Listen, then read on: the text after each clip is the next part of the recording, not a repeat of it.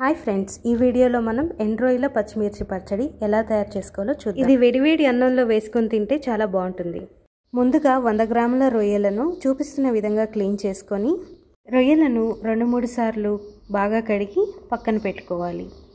ముందుగా స్టవ్ మీద పాన్ పెట్టి 2 స్పూన్స్ ఆయిల్ వేసుకొని 15 పచ్చిమిర్చి వేసి వేయించి పక్కన పెట్టుకోవాలి.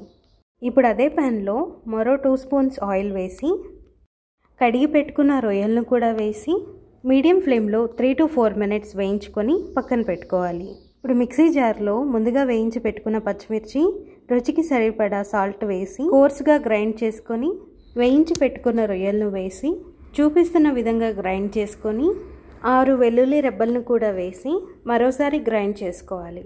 అంతే, ఎంతో టేస్టీగా ఉండే ఎండ్రోయిల పచ్చడి రెడీ. నచ్చిందా? అయితే మీరు కూడా ట్రై చేసి మీకు ఎలా కుదిరిందో కామెంట్ చేయండి. ఈ వీడియో కనుక మీకు నచ్చినట్లయితే లైక్ చేయండి, షేర్ చేయండి. మరిన్ని వీడియోస్ కోసం మన ఛానల్ని సబ్స్క్రైబ్ చేసుకోండి. Thank you for watching.